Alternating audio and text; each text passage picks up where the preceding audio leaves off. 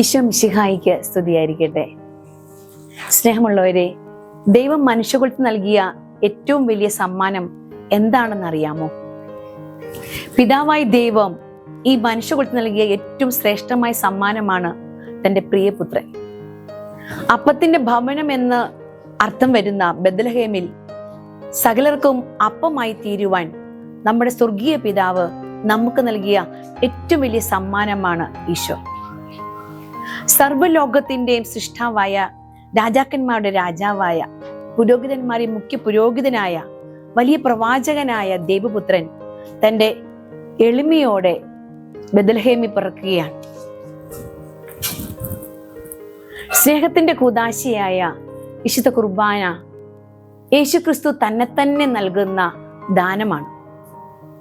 വിശുദ്ധ കുർബാനയിലൂടെ ഓരോ സ്ത്രീയോടും പുരുഷനോടും ദൈവത്തിന്റെ അനന്തമായ സ്നേഹത്തെ അവിടുന്ന് നമുക്ക് വെളിപ്പെടുത്തി തരികയാണ്.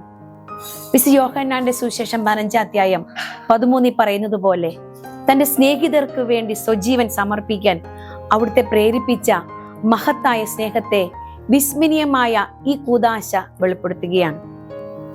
ഈശോ വിശുദ്ധ കുർബാന എന്ന കൂദാശയിൽ അവസാനം വരെ നമ്മളുള്ള സ്നേഹം തുടരുകയാണ്. വിശുദ്ധ കുർബാന ക്രിസ്തീയ ജീവിതത്തിന്റെ കേന്ദ്രമാണ്.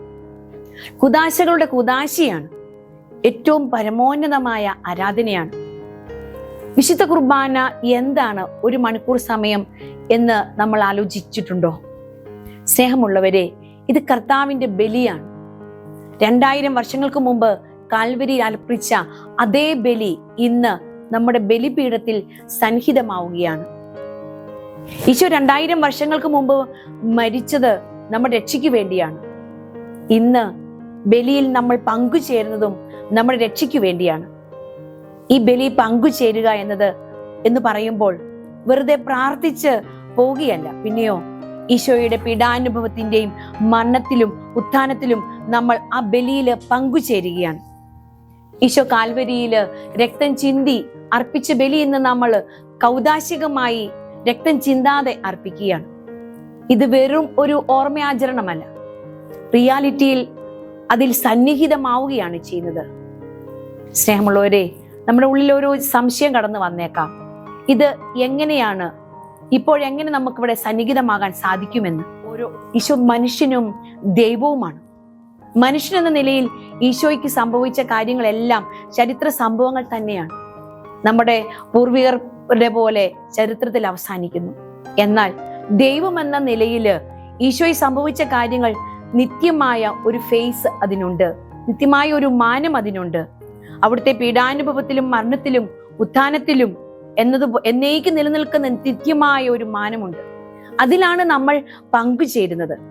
അതിലെന്നു എപ്പോൾ വേണമെങ്കിലും എവിടെ വേണമെങ്കിലും ഏത് സന്ദർഭത്തിൽ വേണമെങ്കിലും നമുക്ക് അടയാളങ്ങളിലൂടെയും പ്രതീകങ്ങളിലൂടെയും നമുക്ക് പ്രവേശിക്കാൻ സാധിക്കും. അതെ സ്നേഹമുള്ളവരെ, അതുകൊണ്ട് വിശുദ്ധ കുർബാനയ്ക്ക് എന്നത് പറയുന്നത് കുറച്ച് അനുഷ്ഠാനങ്ങളുടെ കൂട്ടമല്ല, ഏതാനും ചില പ്രാർത്ഥനകളുടെ കൂട്ടമല്ല. അത് വെറും അനുഷ്ഠാനമായി ഓർമ്മയായി തോന്നുന്നത് കൊണ്ടാണ് പലപ്പോഴും നമുക്ക് മടുപ്പ് വരുന്നതും നമുക്ക് ക്ഷീണം തോന്നുന്നതും ഇരിക്കാൻ തോന്നുന്നതും മൊബൈലിലൊക്കെ കോളൊക്കെ വരുമ്പോൾ നമ്മൾ എടുക്കാൻ വേണ്ടിയൊക്കെ നമുക്ക് പ്രേരണ തോന്നുന്നതുമൊക്കെ. എന്നാൽ അവിടെ നടക്കുന്നത് ഈശോയുടെ മരണമാണെന്നും ആ മരണത്തിൽ നമ്മൾ എല്ലാവരും പങ്കുചേരേണ്ടതാണെന്നുമുള്ള ഒരു തിരിച്ചറിവുണ്ടെങ്കിൽ നമുക്ക് ഇരിക്കണമെന്നോ റെസ്റ്റ് ചെയ്യണമെന്നോ അലക്ഷ്യമാകണമെന്നോ മറ്റു പല വിചാരങ്ങളിലേക്ക് ഒന്നും നമ്മൾ മാറുകയില്ല. കാൽവരിയില് കുരിശിൻ ചുവട്ടിൽ പരിശുദ്ധ അമ്മ നിന്നതുപോലെ വിശുദ്ധ കുർബാനയിൽ നിൽക്കാൻ നമുക്ക് ഓരോരുത്തർക്കും സാധിക്കണം. കാൽവരിയിൽ അനേകർ ഉണ്ടായിരുന്നു കാഴ്ചക്കാരായിട്ട്. അവന്റെ പീഡാനുഭവം കണ്ട് രസിച്ചവർ ഉണ്ടായിരുന്നു, പീഡാസഹനത്തെ ത്വരിതപ്പെടുത്തിയവർ ഉണ്ടായിരുന്നു.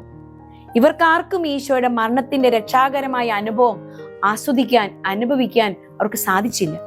എന്നാൽ പരിശുദ്ധ അമ്മ, മഗ്ദലന മറിയം, ശതാധിപൻ, യോഹന്നാൻ ശ്ലീഹ, നല്ല കള്ളൻ, ഇവർക്കെല്ലാം ആ അനുഭവം ലഭിച്ചവരാണ്.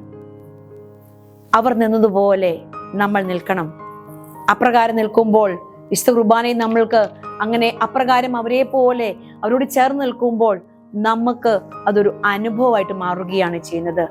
നമ്മൾ നിൽക്കുന്നത് സ്വർഗീയ ബലിയിലാണ്, അല്ലാതെ ചരിത്രത്തിന്റെ ബലിയിലല്ല.